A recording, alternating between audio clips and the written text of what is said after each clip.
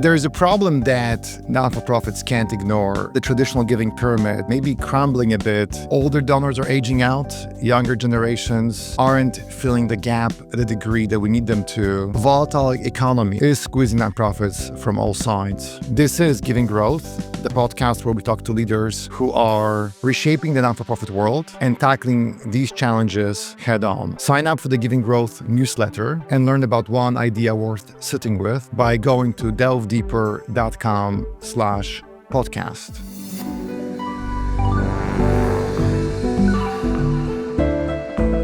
This week, my guest is Thomas Kurmann, and he's the Vice President of Resource Development at Oxfam America, one of the world's leading organizations fighting inequality and poverty across more than 80 countries. Thomas has spent his career at the intersection of humanitarian work, philanthropy, and behavioral science, helping global nonprofits understand not just how people give, but why. And at Oxfam, he is rethinking the traditional donor pyramid and exploring how behavioral insights can drive deeper, more meaningful generosity. I've actually never had a conversation like this one on the podcast before. It's always fascinating how every person I talk to has a different story and a different point of view on what's most important right now to maximize impact. So I'm excited to spend the next hour with Thomas. Welcome to Giving Growth, Thomas. Thank you, Greg.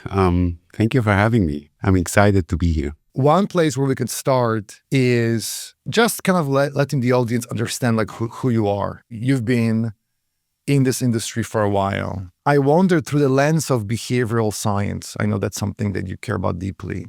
Is there a moment that you can think of where something happened that really made you connect the dots around behavioral insights being a thing that you care about right now? Yeah. So as always, or often, there is a mentor or somebody that teaches you something about something you didn't know before, which is kind of the trigger for learning something new. And that happened for me like 4 or 5 years ago with Bernard Ross, one of, in my opinion, the best fundraisers in the world, who chatted to me about this topic and about donor psychology and how we can influence actually donor behavior through better understanding psychology. Actually, behavioral science and together with neuroscience and evolutionary psychology are 3 elements that describe us, how our brain works. And when we understand that better, we are, as fundraisers, in a better position actually to influence people's behavior, and for the good, right? It's not, we are not changing people's minds. That's very important because there is an ethical concern about influencing people, but it's really influencing people's behavior, not their mind. That's a very important distinction. And that was for me really a new insight that I got, and I started to dig deeper into that topic. And it's a vast topic, right? There are more than 150 heuristics or biases that we have as human beings, and starting to learn about them and to think about how can I kind of insert that into my fundraising framework is a fascinating task. How would you describe Oxfam's fundraising philosophy? And does it connect with your philosophy? Is there a reason why you're Oxfam? The biggest part of my career was with Doctors Without Borders in Switzerland, Germany, and the United States. And after 16 years, I thought I would like to see another organization. And obviously, as fundraiser, you always look for a mission that aligns with your values, or I assume for most fundraisers that's the case. And Oxfam was for me a mission that really attracted me. The mission of Oxfam is to fight inequality, to end poverty and injustice in the world. And actually the organization does that on the short term with humanitarian response to crisis situations, and in the long term trying to impact systems and to change systems. And again, that's a long-term exercise. And the organization does that along 4 axes. One is, as I said, the humanitarian. The second one is economic justice. The third is gender justice, and the fourth is climate justice. And the intersection, all these four areas actually intersect with each other. That makes, in my opinion, Oxfam a unique organization in the world, because a lot of organizations focus on one or the other axis. We are looking into the intersection of all four. Yeah, that's the lens we are looking through, right, in order to make this world more equal in the future. And tell me more about the intersection. What is at that intersection? Because everything is connected, right? A humanitarian crisis might be triggered by an economic crisis or a climate crisis. People are on the move because of wars, because of lack of water that is triggered by climate change, etc. So things are interconnected. Women's empowerment, for instance, is definitely connected with economic justice. We all know that, unfortunately, still today, women for the same job do not earn the same salary.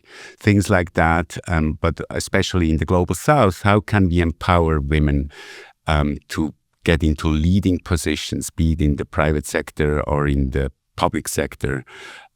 Because that's my opinion. If women would be more in power and in charge of, in many leading positions, the world would be a better place. I don't hear other charities speak about their mission this way. Typically, we want to simplify it. And so what you're describing, like intellectually, sounds actually very attractive because I get it. These are interconnected systems, and we all know it intuitively. I have to imagine that even though that's an attractive value proposition to you after all these years with Doctors Without Borders, it's also a complex thing to explain to a donor. True, false, or what are you hearing? Absolutely true. I mean, for Doctors Without Borders explaining the mission, it's already in the name. I know, right? It's about saving right? lives. It's a beautiful simplicity in messaging. You don't have to explain much. Yes, right? yes. People get it, apart from the fact that obviously the organization is very well known. The awareness is very high. In the US, it's over 45%. If you look at Oxfam, it's at 16%, much lower. And the reason is, apart from the fact that Doctors Without Borders is always at the forefront of humanitarian crises, which are highly on top in the media, right? Is the fact that Oxfam is difficult to explain. It's very irrational, and that might be the link to behavioral science. And we have a hard time to understand complex things, and by nature, right? And Oxfam's mission is complex. It's not as simple as Doctors Without Borders saving lives. It's about long-term impact, systemic change, and that's When it comes to behavioral science, we can explain it with present bias. We prefer short-term rewards over bigger long-term incentives. What does that mean? For example, there were studies being made. If I offer you $50 today or $200 in a year, what would you take? Most people would take the $50, even if that's not rational. I offer you $200, but only in a year. So what people have the tendency is to prefer short-term rewards. And saving lives is a very much short-term reward. Systemic change is way in the future. That's why climate change is so difficult to get people rally around, really in a meaningful way, also from a donation perspective, because it's just way far out. That's why politicians do not so much care as they should, because it's not in their voting cycle anymore. It's long in the future. It's not in the present. So they prefer to have the short-term wins as opposed to long-term, maybe bigger wins. And that's also the human behavior. We prefer short-term gains over bigger long-term gains that we might have. That's why we take the $50 over the $200. Again, not a rational behavior. So you strike me, and this is going to be judgment, Thomas, about you. You strike me as a thoughtful, intellectual thinker. And I wonder if the reason why you're at Oxfam is because from a behavioral perspective, it's a great fit for you because it is complex. But it's also, I have to imagine, for me, what you're describing is actually strangely attractive because I am just naturally wired factually for long-term reward. I think I would take the $200. Yeah. There's always outliers. Yeah, there's always people who are a little strange, right? No, rational. more rational. So I also wonder, when it comes to Oxfam's donors, is there a connection between the ambition of the mission, because that's a very ambitious, complex mission, and the kind of donor that Oxfam attracts, or it's not like that? I mean, I do believe that because it's about systems change and, long-term impact, we definitely attract a slightly different type of donor than, for example, Doctors Without Borders would attract. It's really the alignment on the deep values that make people actually connect with our organization. I do believe the world-aware people who are concerned about what is going on in the world, not only what is going on at the front step of your home, so or in the US, right? Even if we are also obviously working a lot in the US in terms of lobbying and advocacy, but this is a type of donor that is worried about future generations, about what kind of world do I want to leave to my closest people, to my kids in the future. And again, this means a rational reflection process, because as I said before, the present bias, which is the emotional trigger, would mean that we just care for what is happening tomorrow, not what is happening in 10 years, right? So we have to fight against that. And Kurmann, one of the most influential pioneers for behavioral science, has described that with System 1 and System 2. System 1 is the emotional reaction, and the emotional reactions are not bad. No, it's just two different ways that we have to be aware of on how our behavior works. System 1 is the emotional, intuitive way of making decisions, and System 2 is the more reflective, rational way of thinking about or making decisions.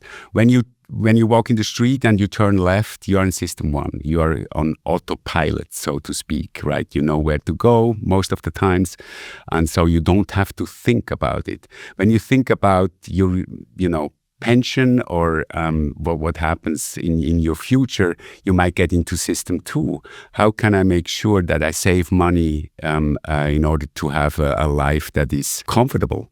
Like 20 years down the road, or if you want to buy a house, you go into System 2 because you have to process a lot of information, mortgage, etc., capital that you have, etc. So that's not a System 1 decision. If you buy an ice cream in the street, you might be in System 1.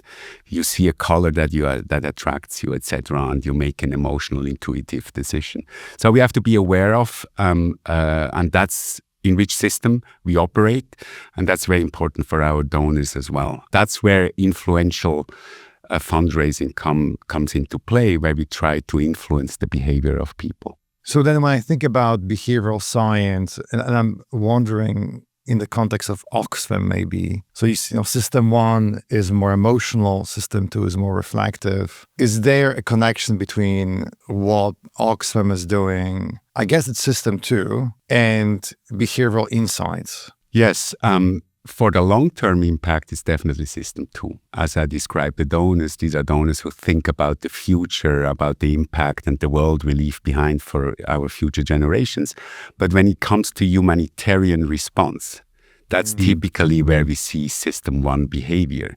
People see a catastrophe happening in the world, and what they do, they go online, they make a donation without thinking a lot. And that's where you actually have the possibility to influence the behavior with your ask string on your homepage, with anchoring the ask string, with social proving in terms of saying most people give at this level. So that's where you really can influence, because people are in an emotional setting and are actually much more likely to give in to these biases that we all have, because they are not in reflection mode. So humanitarian response is the typical example of System 1 behavior. So we have both, but we have both short-term response to humanitarian crisis and long-term impact. So I would definitely compare that to System 1 and System 2 in terms of behavioral science. Give me a textbook definition of how behavioral science helps improve donor engagement and thus helps me go after bigger share of wallet. What would be a textbook definition? Let's say you're sitting down with a young fundraiser, right? Someone who just joined the industry, and you're explaining to her or to him what behavioral science is in the context of donor engagement and how it leads to, helping you raise more money. Yeah. So obviously we could talk now for hours about the topic, but one thing is evolutionary psychology has already made some things in our brain that is hardwired, some behaviors that are hardwired. For example, risk aversion. If you see a stick in the floor, it looks like a snake. So what are you doing? Are you lifting it up or not? You go probably for the safe method. That comes from our evolution, from millions of years of learning and actually teaching our brain how to react in certain situations. So because it could be deadly, right? So if it's a snake, it could mean your death. So we are more risk averse in that sense. Behavioral science is looking more at the soft area on decision making. How do we make decisions? And again, system 1 and system 2, the emotional versus the rational way of making decisions come into play very much. It's all about how can we influence our behavior. If I want to lose weight, how can I actually influence with that objective in mind my behavior? Because how many people have signed up for a gym and then never gone, right? How many people have told themselves on January 1st they will stop smoking, but actually continued smoking? How can we, and these are non-fundraising examples, how can we influence a behavior for the better of ourselves in terms of wealth, health, well-being, but the same is applicable also to donors and their behavior. How can we nudge people's behavior in a way that actually increases their retention, increases their value they are giving, or the frequency? So, and that's where we have to look at all biases that we are all kind of have the tendency to be not victim of, but just a part of our system as human beings. And when understanding those, you are in a position actually to influence people's behaviors.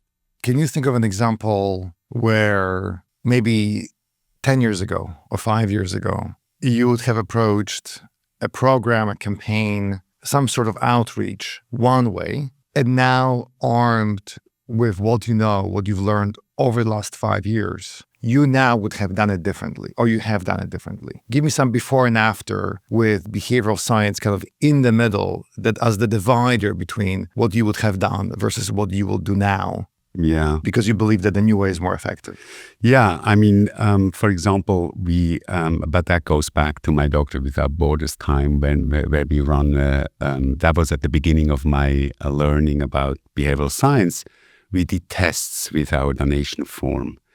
And most fundraisers actually already intuitively do the right thing by applying behavioral science in their way of fundraising. What do I mean with that?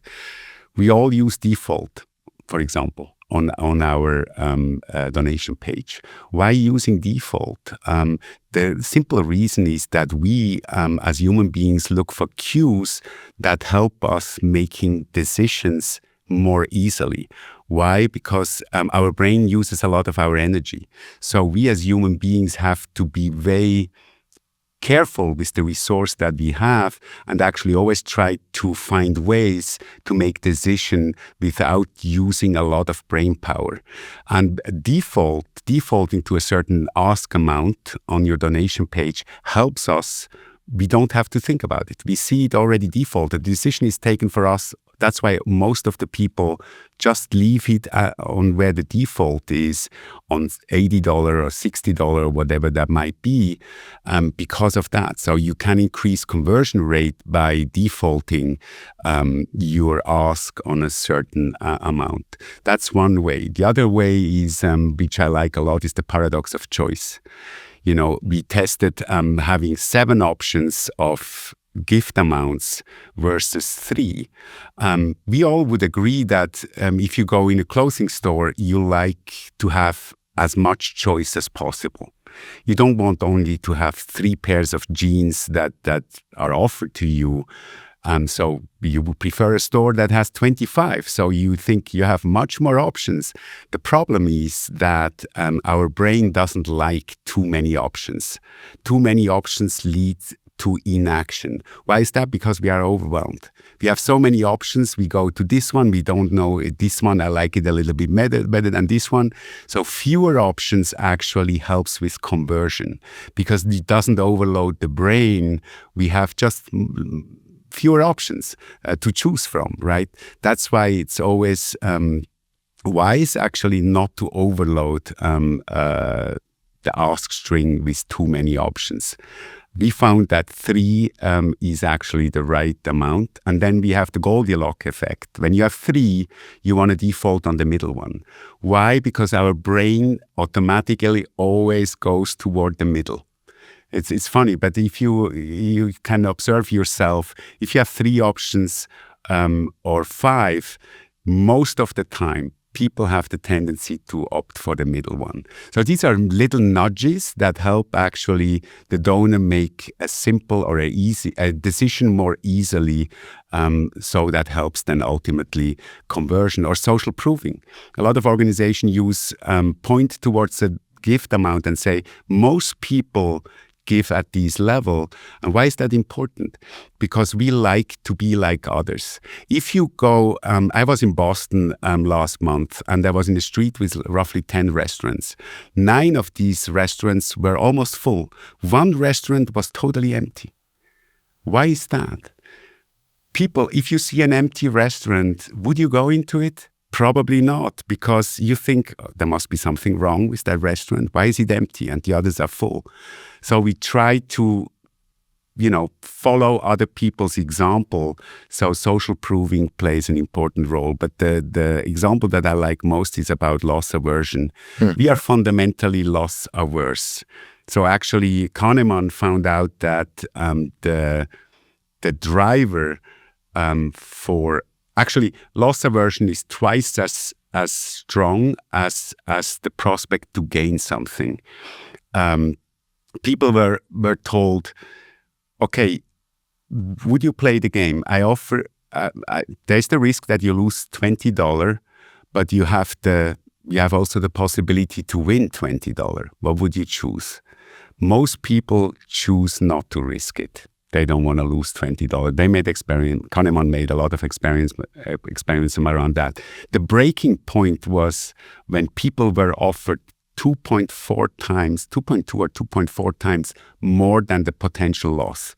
Meaning in that example, if I tell you, you have the possibility to lose $20, but you have the possibility as well to gain $50, that's when people would switch from the loss to the gain.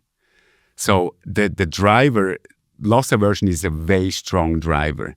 And I applied that theory in the monthly ask on the website. We all frame kind of monthly giving, give monthly $20, $30, $50. I reframed it on a daily basis. So you give $1 per day, $2 per day, or $3 per day. And $2 per day, by the way, that's $60 a month. That's a good amount for a monthly gift. And by framing it on a daily basis, and then you can compare it to the cappuccino that you take in a coffee store, right, etc. So you can expand on it, which we didn't do. We just offered that daily framing, and that's linked to loss aversion, right? Because loss aversion is all about how you feel, like with the economy. Stock market can thrive, but if you feel that going to the grocery store is more expensive than last month, that is what matters. So the same with loss aversion. It's all about how do you make people feel. If I offer you $60 a month, or $2 a day, that makes a whole difference, because you kind of see only that number 2, and it doesn't feel as heavy as $60 in terms of what you give away, right? In terms of donation amount. So the framing on $2 a day was incredibly successful in that test. People opted in, and then you have the default as well, obviously, all the other techniques. The 50% of the people were opting for the $2 per day, which increased the average amount significantly. So these are little things. Behavioral science will not revolutionize fundraising, no. But by applying little by little one or the other bias or heuristics on fundraising frameworks and tools can help increase a little by little your baseline. What you're describing is it's almost depressing, frankly. Because what is depressing? What you're saying, what I'm hearing is that humans are intelligent apes, right, who are product of evolution, and we can't forget about that, right? Like the classic thing I remember I realized years ago before I had kids was the purpose of humans is to procreate. That's why we exist. And in some ways, it's not just that. It's what a simplification of why we exist. And yet from a biological perspective, that's the only reason why we exist, to multiply. And to me, that statement is at the core of what you're describing, that if I am in any role that deals with humans, like fundraising, I just can't forget about the fundamental biology of humans and of how the brain is constructed. And I know even with my team, right, we talk a lot about, for example, scientific method, because I feel that to be undeniably true, that scientific method, hypotheses, validate, invalidate, in marketing especially, is the way to go. But if you strip that of psychology, if you just focus on the science and you don't remember that the brain is a lump of not meat in this case, but cells that has evolved over millions of years, you're missing a big point of what messaging is about. So that is how I interpret what you just said. That there is this classic, right? There is a science of marketing.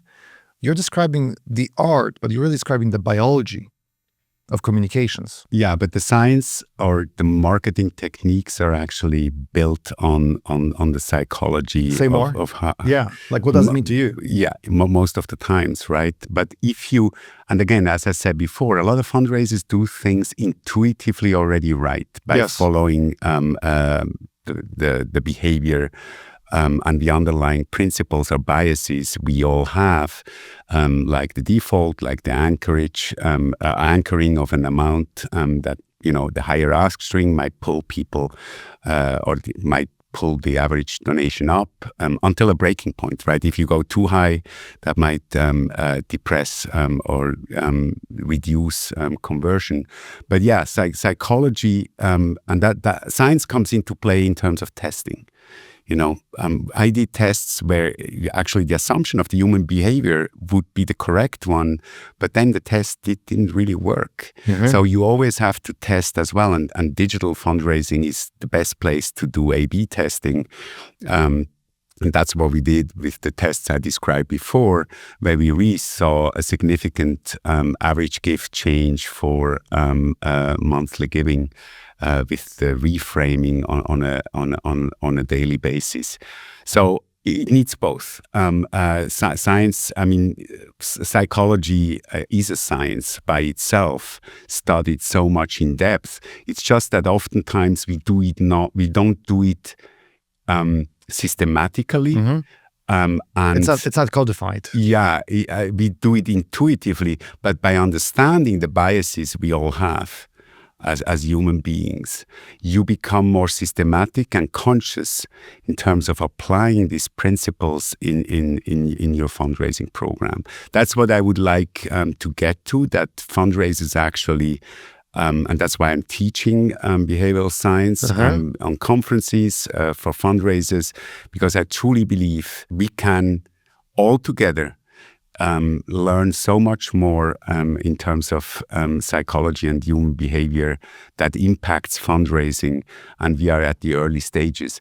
Uber, for example, Uber runs 10,000 tests per year and has a behavioral science unit that is massive, right? Why? Because they understood that by having experts in terms of behavioral science and psychology, and then running tests based on assumption and hypothesis to get back to your science, to the science, is bringing the company forward.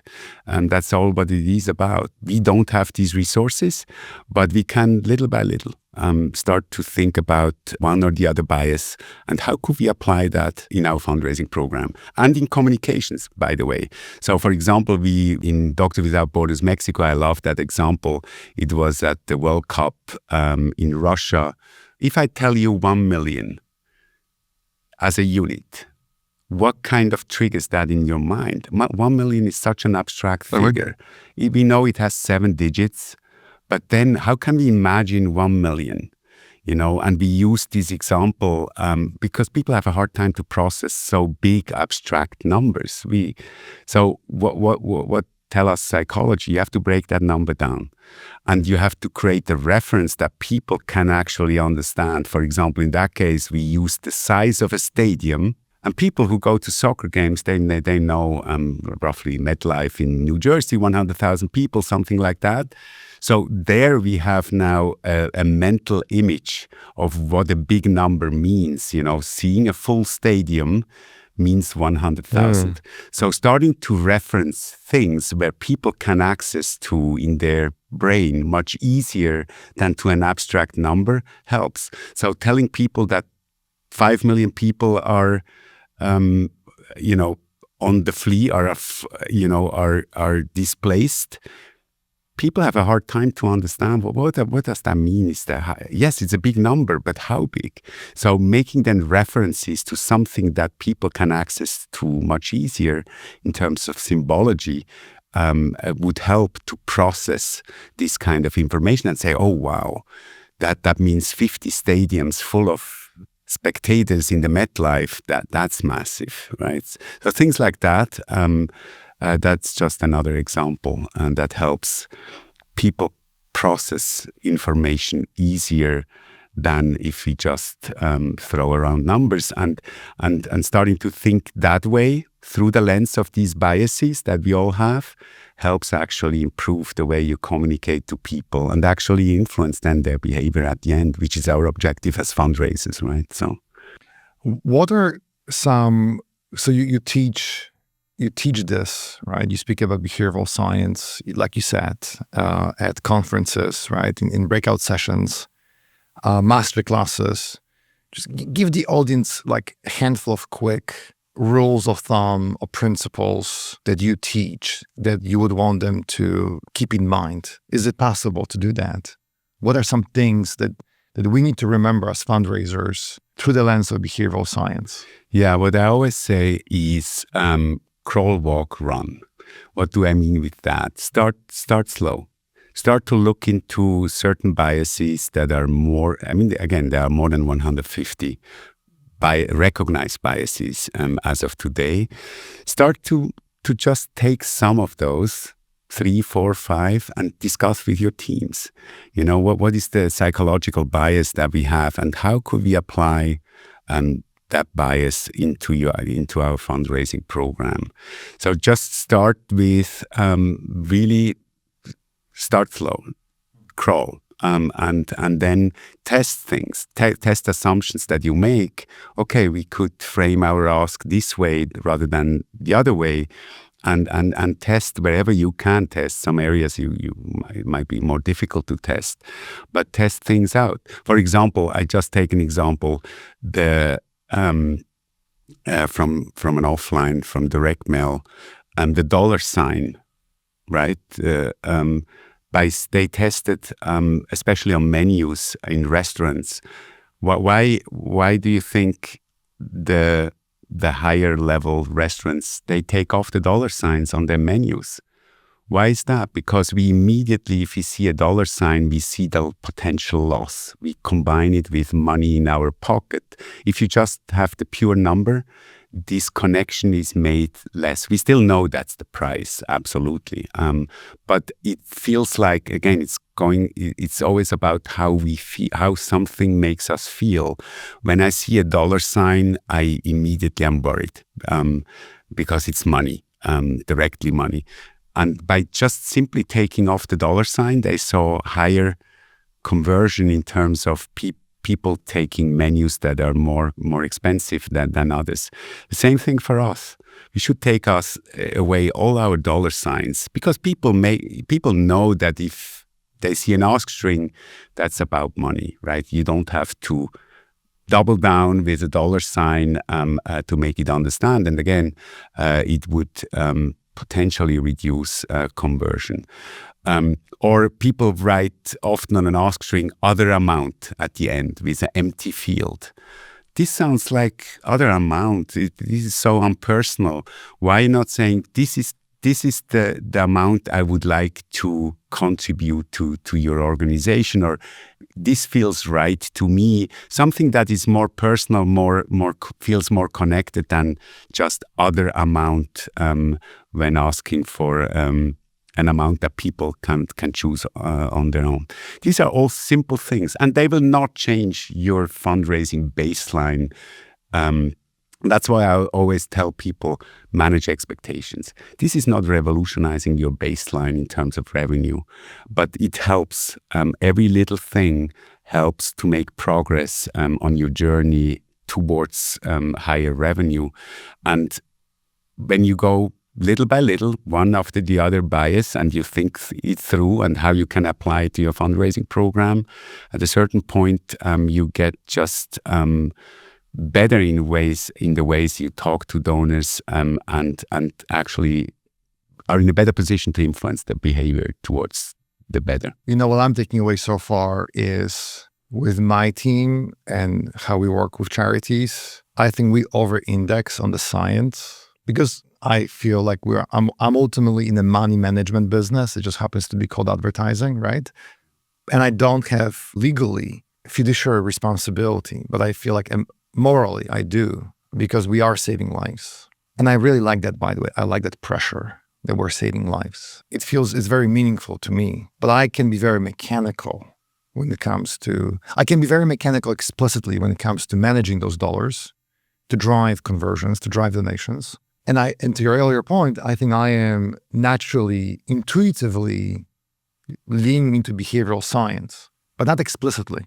So the thing I'm taking away is that I need to really I need to continue to do what we do with, let's say, the scientific method, which is testing at its core, but add to it a more explicit definition of behavioral science. So that's just an observation for me, and I think maybe for the audience. Now, I want to shift gears and talk about the giving pyramid. Because, when we were preparing earlier, you told me that you don't just look at one donor segment, right? Classic pyramid, right? Mass, mid, major, right? Up to 1,000, up to 10,000, 10,000 over, right? That's typically when I talk to charities, kind of the cutoffs, right? And yet we also know that donors are really moving seamlessly across that pyramid. And the thing that I always open this podcast with is my worry that the pyramid is crumbling. And I always feel, honestly, a little uncomfortable when I say it, because I feel like I'm a doomsayer, right? And I'm a glass half full kind of a guy. I think the world is awesome and this is beautiful, right? It's the best time to be alive. But it does worry me that poor get poorer, rich seem to be getting richer, right? I think that's why the pyramid is crumbling. Just what are your kind of observations on the long-term sustainability of the sector in the context of what I said, or what are you hearing? What are you seeing happen? First of all, for me, the fundraising pyramid is a model, right? It's a model. It's a representation of the way we segment audiences. I like the model very much, and I speak to my team a lot about the pyramid, because I always say we have to make sure that the pyramid is in swing. And that we have the right dynamic in the pyramid. What do I mean with that? We all know that donor acquisition has become more expensive. I mean, it's crazy where we are right now. I mean, we are, one-time donor acquired through direct mail is $180 plus. Yeah. A regular donor in canvassing, we are at over $300 of acquisition cost. But obviously, we have to look at the lifetime value over a certain period of time. In our case, we look at 5 year segments. So that is one challenge. Oftentimes organizations' budgets are not increasing. In our case, it's actually decreasing. And so you acquire less and less donors. And that's a challenge because we all know about the trend since many, many years now that in the US, we are now below 50%, I think, of households that are giving. Beginning of 2000, we were over 60%.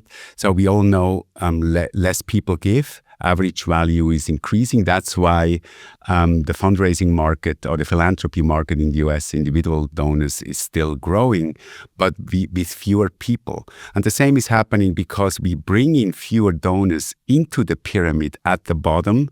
That has obviously then an impact on the upper part of the pyramid over time, because you bring in less people. It's just logic in the funnel, and less people stay medium to long term. That's number one. Number two, there's a demographic explanation, right? The boomers are dying out, right? I think they're moving on. Yeah, they're moving on to another world. In 2036, I think that's where the boomer generation will mostly have disappeared.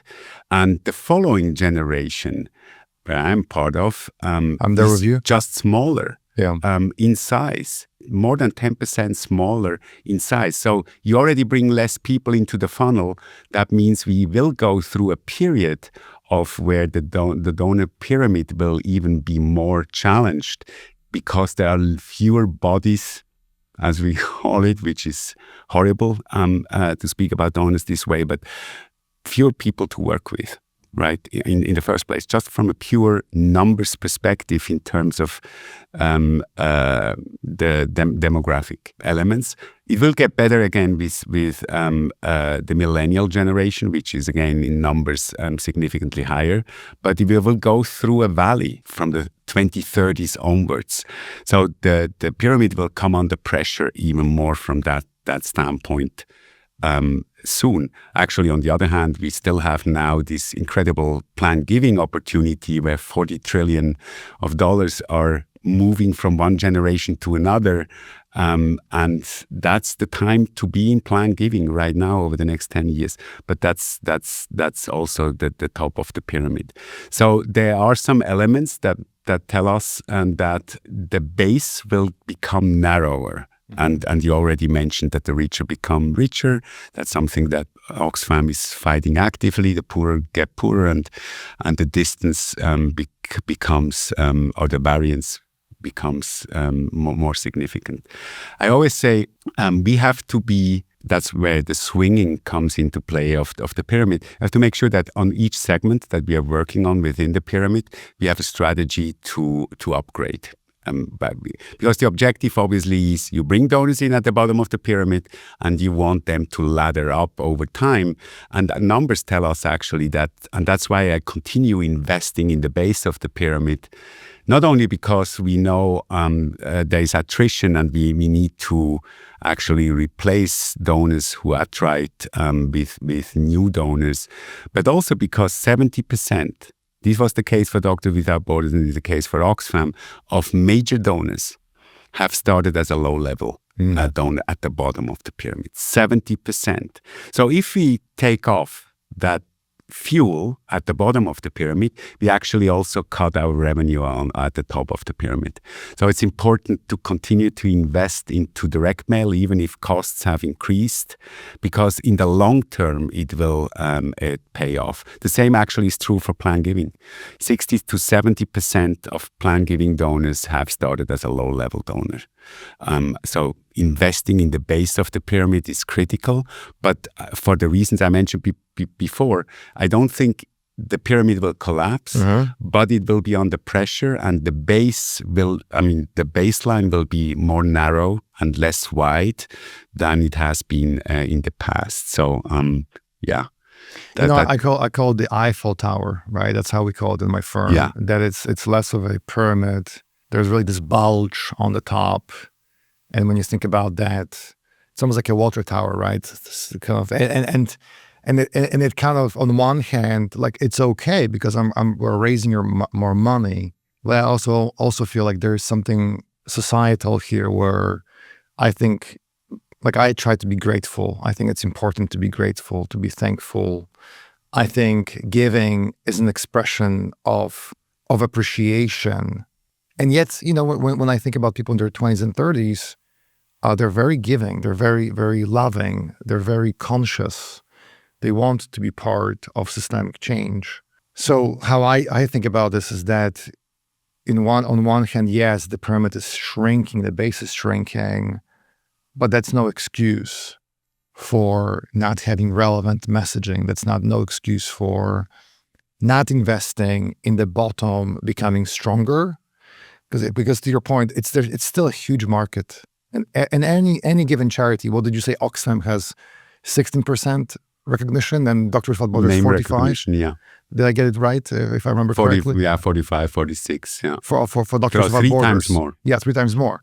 So if I think about even about Oxfam, we're scratching the surface, right? Yeah. There's an 85% opportunity, which, that's obviously aggressive, but what if we doubled Oxfam's brand awareness? And, the way I'm wired, I care less about brand awareness. To me, that's a mean to raising money, right? So what if I had increased Oxfam's impact by 20% from 16 to 20? I mean, honestly, that doesn't sound unreasonable, right? So even for Oxfam, sure, maybe it's shrinking a bit, 10% fewer kind of guys our age, right? Like you said. But it doesn't mean that I can't grow Oxfam by 20% in the next several years. I should want that, right? If I'm not pushing for that, and I'm using the pyramid as an excuse, maybe you're in the wrong industry. Maybe you shouldn't be here. I think it's exactly the right thinking to frame it in the way of, let's assume we have 16% of the US population who give to us, which is not true. That's the brand awareness. But 84% of people do not give to us. So how can we reach those? Obviously, you don't want to, we wouldn't want to reach out to Trump supporters because we know that probably the value alignment might not be there. So you still have to target the right people where you assume that there is value alignment. And there's still enough people that haven't given to Oxfam, obviously, and frame it that way as an opportunity rather than a risk. Is a great way to motivate also your teams.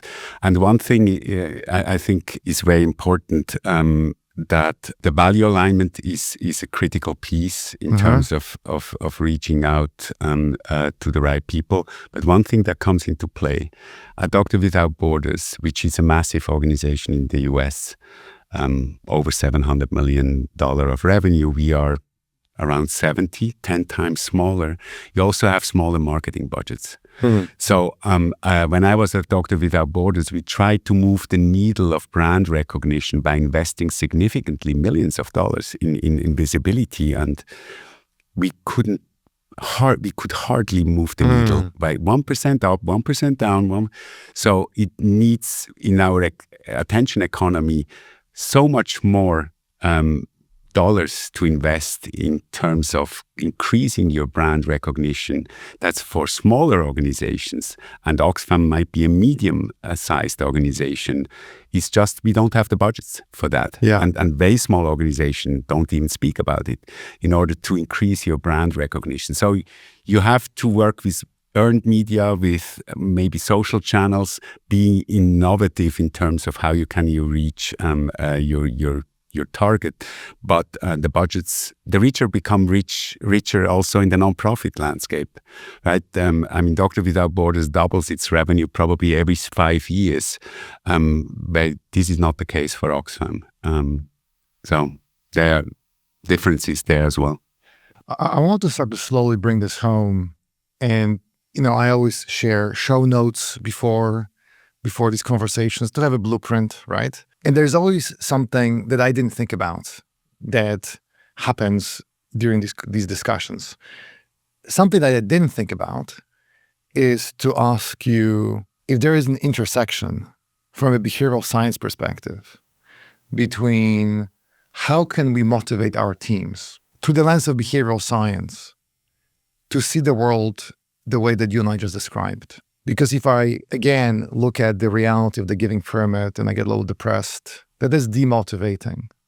But when I think about Oxfam's, and I'm using Oxfam as an example, 16% brand recognition, I think about 19. And I'm using brand recognition as like a proxy for revenue, by the way. So if we just agree that Oxfam could grow and any charity could grow because the opportunity is, regardless of anything else, immense. How can I talk to my team and say, and help the team and motivate the team to increase impact, increase donations through the lens of behavioral psychology and and despite all the dynamics that you discussed around the giving pyramid changing? What comes to mind? Yeah, so one thing that comes to mind is ambition, right? Because it's interesting. It's again an example from my past, but when I came to the US with Doctor Without Borders, we did a strategy mapping session. So we tried to define our strategy. And strategy starts also with an ambitious goal, right? We were at $200 million revenue at that time. That was in 2013. And I got into the room with my leadership team and we said, okay, what should be our ambition for the next 5 years in terms of revenue? People said maybe 250, maybe 280. I said, what if we double revenue? Or if we say we want to get to 500 million? And people were saying, no, that's not possible. But we actually did put a significantly higher number. I think it was 400 or doubling revenue in 4 or 5 years as the ambition. What happens there is that your brain automatically shifts and sees that it's like an automatic process of adjusting your lens towards that goal. And you adjust then also the activities you put in place, because the strategy, right, is the what we want to achieve. And then it comes to the how do you do that? By having an ambitious goal, you automatically adjust the initiatives you put onto paper in order to get there. So I always say, let's be ambitious, not over ambitious. I shouldn't have said 1 billion or something like that, which is totally unrealistic. But having an ambitious goal puts the team automatically from a mindset perspective into that direction. So that's one thing. The other thing is the present bias that we have. I still hear that people say, oh, we have to send out another mail piece in order to get to our fiscal year goal. I always say no. We have to think long term, and that goes to the present bias, right? That we prefer short term rewards rather than higher long term rewards. I think donor, relationships building is a journey, and donors do not know or do not care about what our fiscal year is, if it's from January to December or from, as in our case, April 1st to March 31st, they don't care. That's an artificial line that we put ourselves. It shouldn't guide our way of reaching out to donors. So I always preach to be in the long game. And of course, it's important in many organizations to reach your annual targets, but oftentimes for the wrong reasons. It's important for building your reserves, et cetera, and other things. But it shouldn't be at the expense of the relationship you are building with your donors. If you squeeze in another outreach, that might be too much, and actually turn off certain donors. So that's why that's for me a principle that I apply. And somebody tells me, "Oh, we have to hit the annual target," and I feel like it's at the expense of the relationship, and that we are trying to build with donors. I would say no. Even if then we might not reach, I say, okay, if we hit the goal by 50,000, that is not the end of the world. We'll get the money over the medium long term back, more than back, because we really value the journey and the relationship that we are building with our donors. By the way, it's very interesting because we as fundraisers always think from our perspective and oftentimes forget actually the perspective of our donors. What I want to say with that, we overestimate the ability or the interest that people dedicate to our material. You know, we build direct mail pieces and we always want to create a new one because we do believe every person who gets our mail reads it. They do.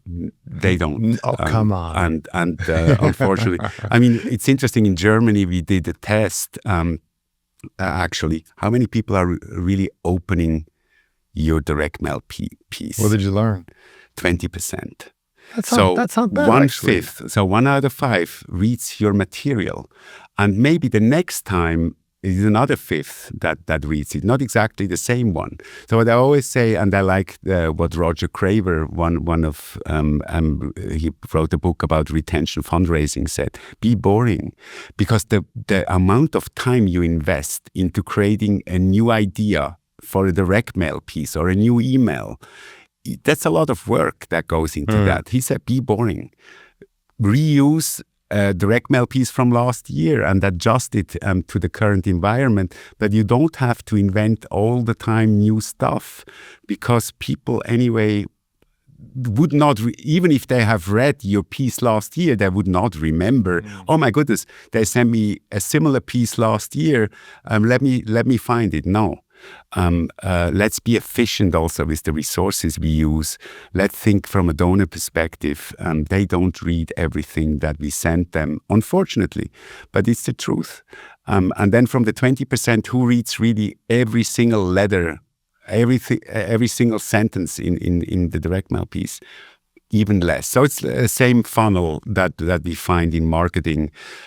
So yeah, let's think from the donor perspective when we develop our fundraising material. So one thing I'm taking away, and I want to move to our final question from a behavioral science perspective, and this is kind of earlier what you mentioned, but I think it's important and really is set ambitious goals for your team, but not so ambitious they're overwhelming, and yet ambitious when they push their thinking and they have to shift gears. And I really like that, because I know that it's hard to do that because you feel like you don't want to overwhelm your team. You want to make it believable. But I think what you're saying is it has to be believable, but stretch. That is kind of my takeaway. Final question is, what do you know about behavioral science and giving today that you wish you had known when you started your career? Everything. Oh, come on. Everything. Give me something, Thomas. No, if I knew about how our brain works, right? And I really would recommend to everyone, fundraisers listening, start to get into it. I don't get any commission for that. Yeah. I really suggest, because my career was all about, I was a lateral entrant into fundraising. I started as a journalist, sports journalist, by the way, at the age of 19, studied Italian literature, nothing to do with fundraising at all. And then got into public relations, and then I got closer to it. And then I found it really fascinating, not only to talk to people, but to convince people to do something, which is fundraising or marketing. We were told the RFM model, recency, frequency, monetary value, to segment your people, all very mechanic and useful. But if I had known much more about human behavior and psychology early on, of my career, which is now 25 plus years, so at the end of the 90s, I would have taken another course in the way I would construct fundraising programs. So it's really, that's why I would tell everyone who is at the beginning of the career, study human behavior, donor science, donor decision-making architecture, because it will help you from the get-go frame your donation or fundraising program the right way, in line with what we know about donor behavior, or human behavior actually at large. So if I say, I wish I had known much more about or studied actually psychology, or, decision science early on, I do believe I would have become a more successful fundraiser, because again, I would have applied certain principles that we all know about since many, many years, about human behavior early on, in fundraising programs. So this is a call to action for everyone who's watching, for the young fundraisers. Young and mature, right? Young and mature, everyone. We're all learning. Yeah. And I think you're right. I think that that makes sense to me, that let's make what is maybe intuitive more explicit so we can be more aware. That's exactly it. Because again, a lot of things, we do it already intuitively in our fundraising programs, but we don't know why. If we know why we do it, because it's anchored in deep human behavior, we then are able to transfer it to other things, right? But if we are just living in the intuition, we are not aware of the underlying principles, we cannot transfer that. Well, and then to our point over coffee, that if I'm aware of it, I can turn it into a system or process, right? It becomes more it becomes a lever to pull. Yeah. And then also, again, ultimately, that it stays with the mission, right? The organization can benefit from that being codified. Yeah, absolutely. So Thomas Kurmann, thank you. This was really fun for me. Thank you so much. It was a big joy, big pleasure.